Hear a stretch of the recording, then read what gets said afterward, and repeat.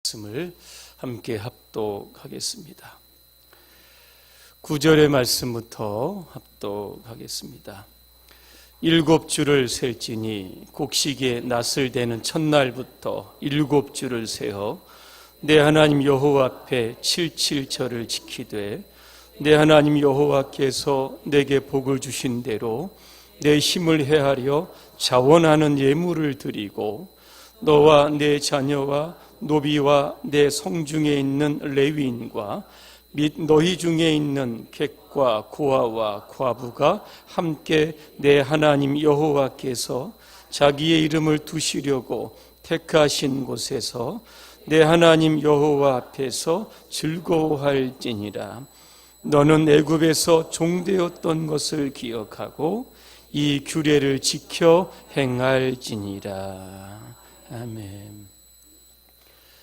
오늘 맥주 감사절이라고 하는 주제로 말씀을 드리겠습니다. 나비학교라는 말을 들어보신 적이 있으십니까? 나비학교. 경기도 고양에 소재하고 있는 광성교회에서 요즘에 나비학교를 진행하고 있다고 합니다.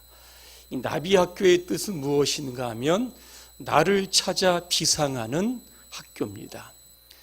이 나비학교의 주 대상자는 누구일까? 이 갱년기를 경험하는 여성들이라고 합니다. 지금 내가 갱년기인 것 같다. 아마 이러신 분들도 아마 있을 텐데 이게 자가진단 테스트가 몇 가지 있다고 합니다. 소개해 드릴까요? 네, 소개해 드리겠습니다. 첫째는 안면 홍조나 발한 현상이 일어난다고 합니다. 잠들기가 어렵고 수면 중에 자주 깬다고 합니다. 신경과민, 신경질, 불안 증상이 나타난다고 합니다. 기도를 아무리 해도 우울한 증상을 떨쳐버릴 수 없다고 합니다. 집중력이 떨어지고 건망증이 생긴다고 합니다. 쉽게 피로하고 전신에 힘이 빠진다고 합니다. 그리고 관절과 근육에 통증을 느낀다고 합니다. 마지막 8번째입니다. 이제까지 믿어온 신앙생활에 회의가 온다. 이게 갱년기 자가진단 테스트입니다. 이 나비학교를 담당하는 이 김영주 목사는 이런 이야기를 합니다. 갱년기 여성은 가족만 돌보는 곳에서 벗어나 나를 돌아보는 시간이 필요하다 그랬습니다. 남편들은 지금 갱년기를 앓고 있는 그러한 부인들에게 많은 시간과 자유와 돈을 주어야 될 줄로 믿습니다. 제가 왜 이야기를 드리냐면 이제부터가 중요합니다. 꿈의 대화, 정서 중심의 대화라고 하는 책을 썼던 그 성혜옥이라고 하는 분이요, 갱년기 여성들에게 이런 이야기를 합니다. 가진 것에 만족하고 감사하는 삶을 살면 행복해집니다. 감사가 습관화되면 작은 일에 감사하게 되고 감사하면 부드러워지고 너그러워집니다.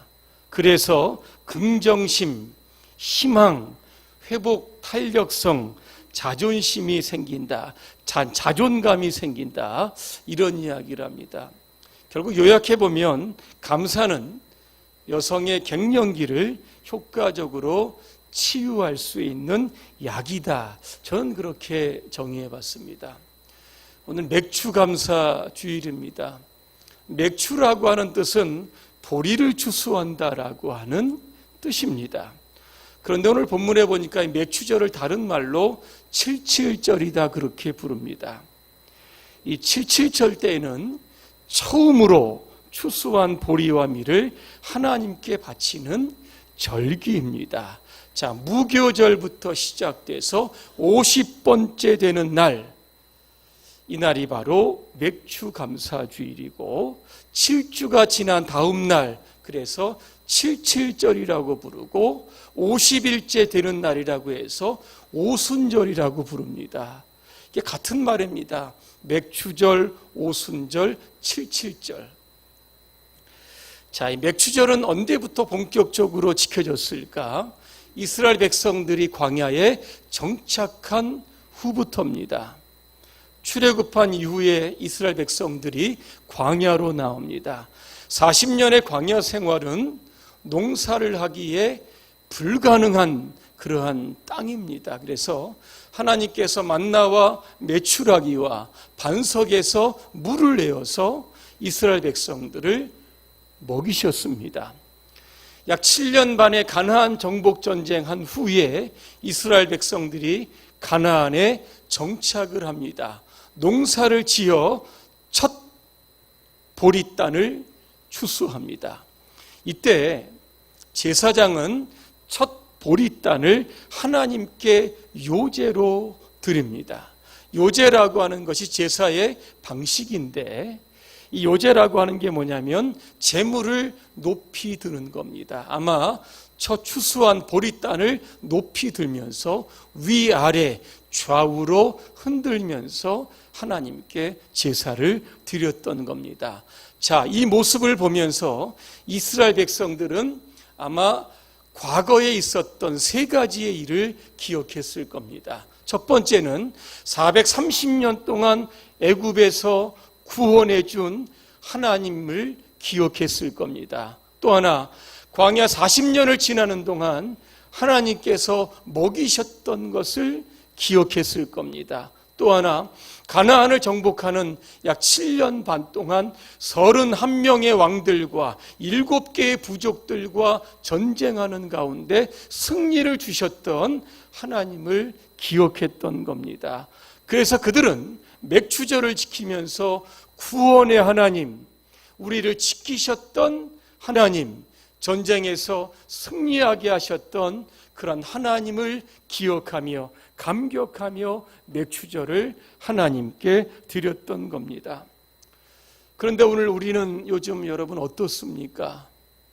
감사보다는 오히려 불평과 원망이 많은 시대에 살아가고 있는 것 같습니다. 내가 이루어 놓은 것이 마치 내가 이룬 것처럼 그러한 착각을 하며 살아갈 때도 있었습니다.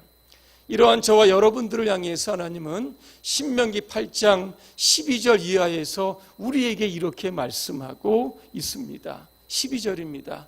내가 배불리 먹으며 좋은 집을 짓고 살게 되고 소와 양떼가 늘어나고 은과 금이 많아져서 너희 재산이 늘어날지라도 행여나 교만한 생각으로 너희 하나님을 잊는 일이 없도록 하여라. 하나님께서 너를 이집트 땅 종살이 하던 집에서 이끌어내 주시지 않았느냐. 저 끝없고 두렵던 광야, 불뱀과 전갈이 우글거리고 물이 없어 타던 땅에서 너희 발길을 인도해 주시며 차돌 바위에서 물을 내어 주시지 아니하셨느냐. 또 너희 선조들이 일찍이 먹어보지 못한 만나를 너희에게 먹여주시지 않았느냐. 17절입니다.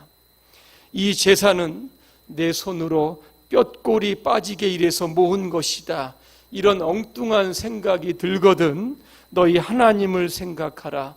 오늘 이처럼 제산을 모으도록 하나님께서 너희에게 힘을 주셨음을 생각하라. 그렇게 되어 있습니다. 여러분이 지금 누리고 있는 모든 것들은 하나님께서 여러분에게 힘을 주셔서 하나님의 축복의 결과로 이렇게 풍요롭게 된 겁니다. 이걸 잊어버리면 우리는 교만하게 되고 불신앙에 빠질 수밖에는 없는 겁니다. 지난 6개월 동안 여러분들을 인도하신 하나님의 은혜를 한번 기억해 보시기를 바랍니다. 요즘에 출애굽기 강해를 새벽에 하고 있습니다. 오늘 말씀해 보니까 이스라엘 백성들 앞에는 홍해가 있습니다. 뒤에는 애굽의 군대들이 바짝 추격해 왔습니다. 진퇴양난입니다. 도저히 탈출구가 없습니다. 이때 하나님은 모세에게 이러한 말씀을 합니다. 지팡이를 들어 내 손을 홍해로 내밀어서 그것을 갈라지게 하라 그랬습니다. 모세가 그대로 했더니 어떤 일이 발생하는지 아십니까? 하나님께서 큰 동풍을 일으키셔서 밤새도록 바닷물을 물러가게 하십니다. 그리고 물벽을 만드셨는데 그 폭이 어느 정도 되냐? 약 1500m 정도 된다고 합니다. 이 길을 약 200만 명의 이스라엘 백성들과 가축들이 지나가게 되는 겁니다. 때로 우리가 하나님의 말씀과 신앙 중심으로 살 때도 여러 가지 우리가 이해하지 못하고 받아들이지 못하는 상황들이 얼마든지 발생할 수 있습니다. 그러나 지금 여러분이 이 자리에 있다라고 하는 것은 하나님께서 여러분들을 도와주셨다라고 하는 증거인 줄로 믿습니다. 탈무드에 보면 이런 얘기가 있습니다. 세상에서 가장 똑똑한 사람은 누구일까? 배우려고 하는 사람이다. 세상에서 가장 강한 사람은 누구일까? 자기 자신을 이긴 사람이다. 그러면 세상에서 가장 부유한 사람은 누구일까? 가진 것에 만족하고 감사하는 사람이다. 그렇게 되어 있습니다. 자, 그러면 맥주 감사주의를 지킬 때 누구와 함께 지켜야 합니까? 오늘 11절에 보니까 여러 계층들이 소개되고 있습니다. 너와 내 자녀와 노비와 레위인과 객과 고아와 과부입니다. 이들은 이스라엘 땅에서 힘없고 연약하고 소외된 계층입니다. 당시의 노예들은 말하는 도구였다고 합니다. 여성들과 아이들은 인권이 없었습니다. 그럼에도 불구하고 하나님은 이들 모두와 함께 이 맥주절 축제에 참여해서 함께 즐거워할 것을 명령으로 말씀하고 계십니다. 이것은 우리에게 어떠한 교훈을 주는 것일까? 모든 인간은 하나님 앞에 평등하다라고 하는 겁니다. 인종과 계급의 차별을 철폐해야 된다는 교훈도 여기에 포함되어 있습니다. 교회의 머리는 예수 그리스도입니다. 온 성도는 한 몸을 이루고 있는 유기적인 공동체입니다. 어떤 공동체가 하나님을 기쁘시게 하는 공동체일까? 일부 유력한 사람들과 힘이 있는 사람들, 권력 있는 사람들에 의해서 교회가 이끌어가는 것이 아니라 모든 성도들이 함께 모여 토론하고 기도하고 함께 마음을 함께하는 그 교회가 하나님이 기뻐하시는 교회고 이 맥주 감사주일의 정신에 부합하는 교회가 될 줄로 믿습니다. 자, 그러면은 맥주절에는 어떠한 제사를 드려야 될까? 우리가 보통 보리단 이거 드리면 된다고 생각하는데 그렇지 않습니다. 레위기에 보면 기본적으로 두 가지 제사는 드려야 됩니다. 하나는 뭐냐면 소제입니다. 소제.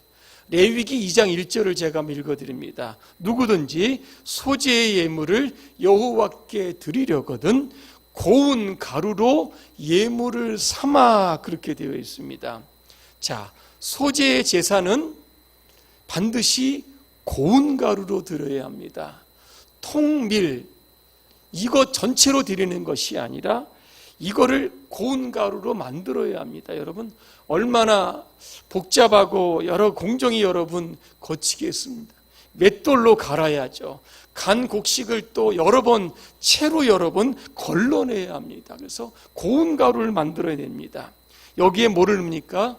유향을 넣습니다. 그러면 이게 하나님께 드려지는 아름다운 예물이 되는 겁니다. 에베소 5장 2절에 보니까 이런 말씀이 있습니다. 그는 우리를 위하여 자신을 버리사 향기로운 제물로 하나님께 드려졌다. 그렇게 되어 있습니다. 자, 고린도후서 2장 15절입니다. 우리는 구원받는 자들에게나 망하는 자들에게 하나님 앞에서 그리스도의 향기니 이런 말씀이 있습니다. 향기라고 하는 단어가 있습니다. 우리는 맥주절에 하나님께 감사 예물을 드리는 동시에 우리의 삶을 하나님께 향기로운 그러한 예물로 동시에 드려야 된다라고 하는 그러한 교훈이 담겨져 있습니다. 두 번째는 이 번제입니다. 이 번제는 원어로 올라라고 하는 뜻입니다. 그래서 위로 올라가는 제사, 이게 바로 번제입니다. 번제는 짐승을 불에 태웁니다. 그러면 그 연기가 하나님께 상달이 되는 그러한 제사가 바로 이 번제입니다. 이 번제물로 사용되는 짐승들이 있습니다. 순양, 순염소, 수송아지, 때로는 비둘기도 드리게 됩니다. 이 절차를 보니까 이렇게 진행이 됩니다. 먼저 번제물을 드리는 자가 이 제물을 끌고 회막문 앞 여호와 앞으로 오게 됩니다. 자, 그리고 이 번제자가 손을 내밀어 자신이 드릴 그러한 짐승에게 손을 놓고 안수를 합니다. 그리고 제물을 잡아 피를 제사장에게 주면 제사장이 그 피를 번제단에 뿌리게 됩니다. 그리고 번제자가 제물의 가죽을 벗기고 각을 뜹니다. 그러면 제사장이 이것을 받아서 단 위에 불사르게 되는 겁니다.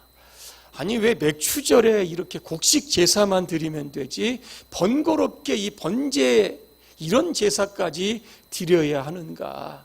그 이유가 있습니다. 첫째는 속죄를 위해서입니다. 짐승을 불에 태운다라고 하는 것은 오늘 우리가 하나님께 제물로 드리면서 우리가 하나님께 부합되지 못하는 욕심도 있을 겁니다. 혈기도 있을 것이고 고집도 있을 겁니다. 이거 완전히 태워서 드려야 한다는 그러한 교훈이 여기에 담겨져 있는 겁니다. 또 하나, 창세기 22장에 보니까 아브라함이 이삭을 하나님 앞에 드립니다. 오늘도 우리의 삶에 가장 소중한 것들을 하나님께 드리는 헌신의 결단, 이게 바로 우리가 드리는 예물과 함께 드려야 할 것이 바로 이 번제라고 하는 겁니다. 오늘 10절에 보니까 이 맥추절 예물을 드릴 때 꼭 필요한 것이 있습니다. 어떤 마음으로 예물을 드려야 될까? 제가 한번 읽어드립니다. 하나님께서 내게 주신 복을 따라 힘을 다하여 자원하는 예물을 드리라고 그랬습니다. 자원이 무엇일까? 여러분, 억지로 하는 것이 아닙니다. 마지못해서 하는 것도 아니고 형식적으로 하는 것이 아니라고 하는 겁니다. 고린도후서 9장 7절입니다. 각각 마음에 우러나서 해야 하는 것이지 아까워하거나 마지못해서 내지 말아야 합니다. 하나님께서는 기쁜 마음으로 예물을 드리는 자를 사랑하신다, 그렇게 되어 있습니다. 자, 그렇다고 하면 이 맥추절을 지키는 자에게 하나님은 어떠한 축복을 주십니다. 출애굽기 34장에 보니까 세 가지의 축복을 주십니다.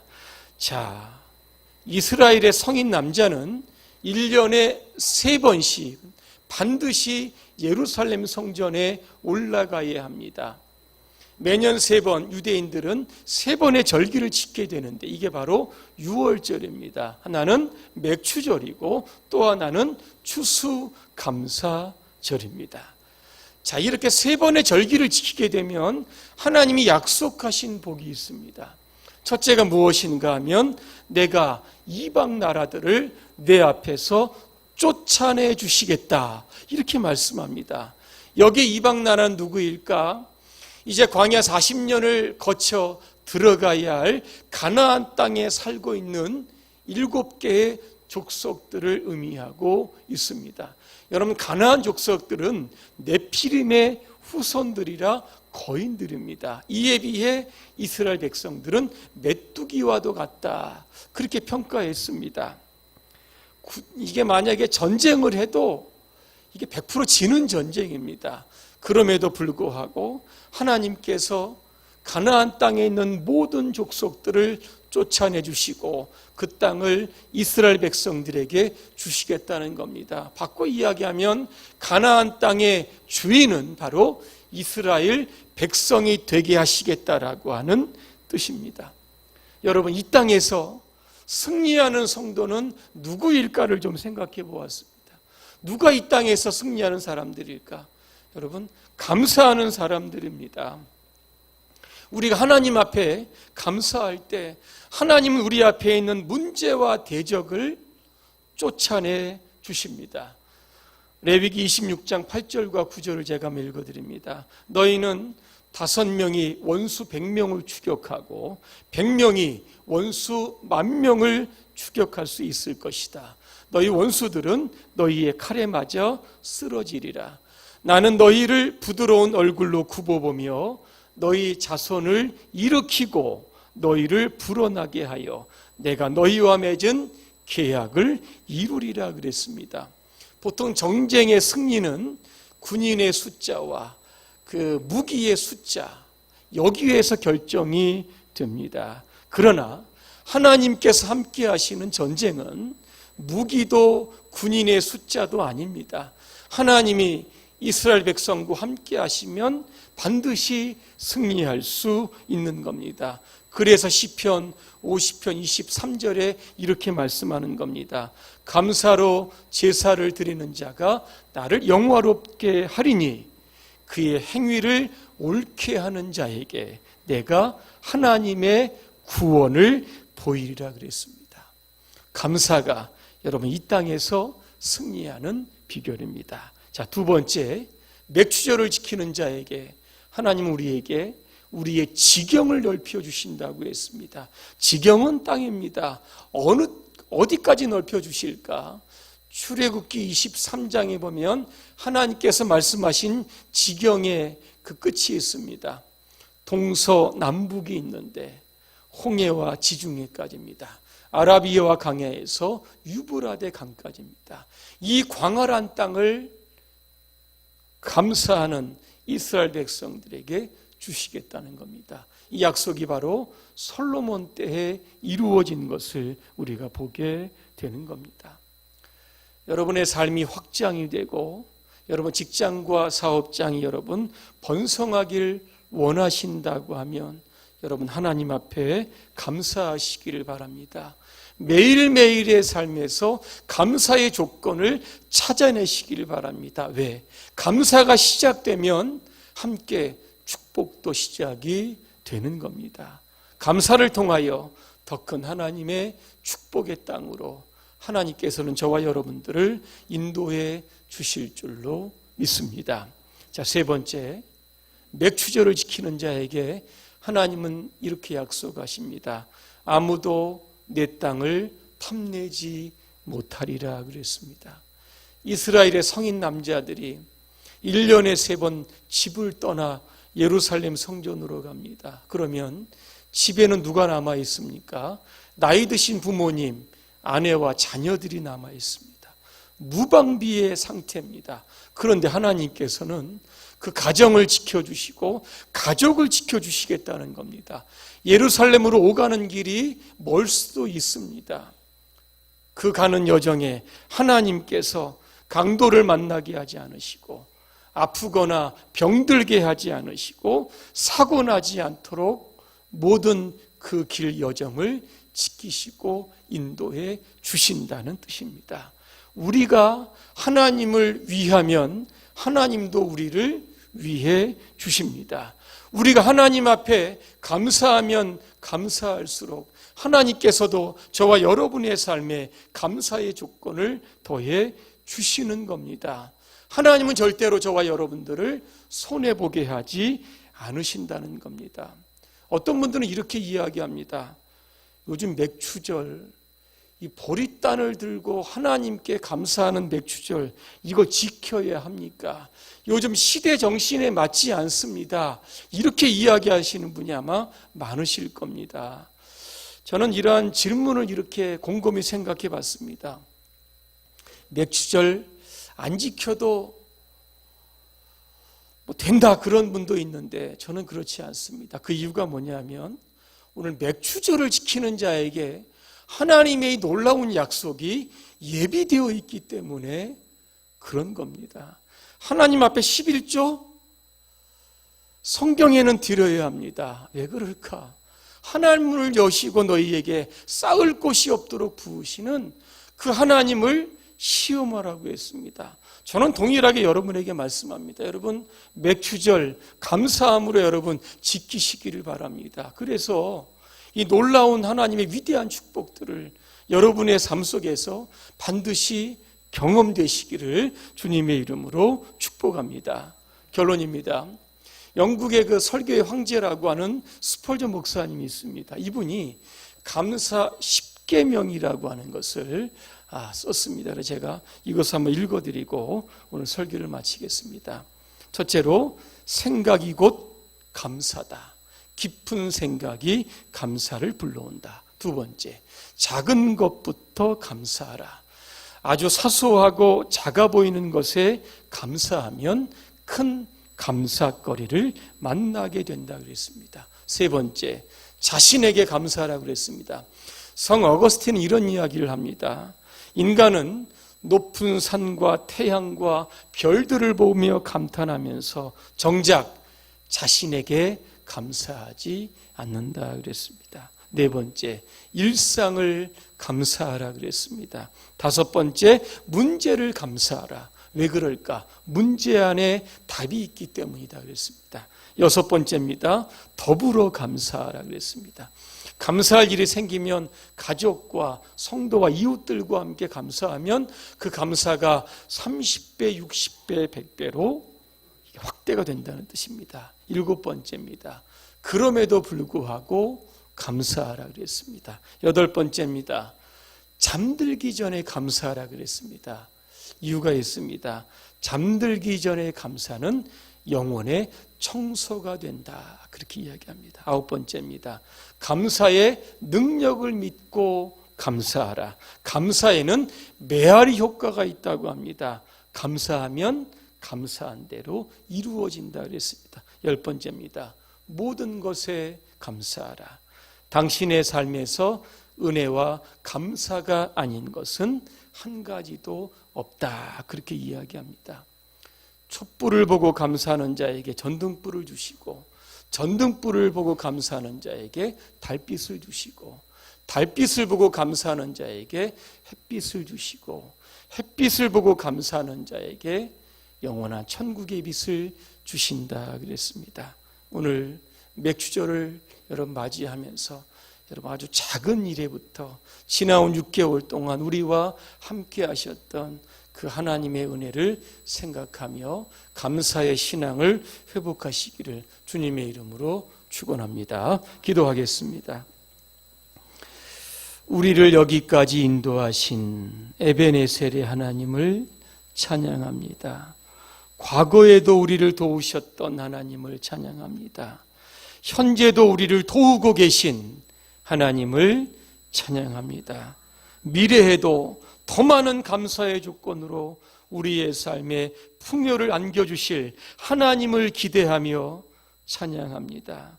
우리의 삶에 감사신앙이 회복되게 하옵소서. 예수님의 이름으로 기도합니다. 아멘.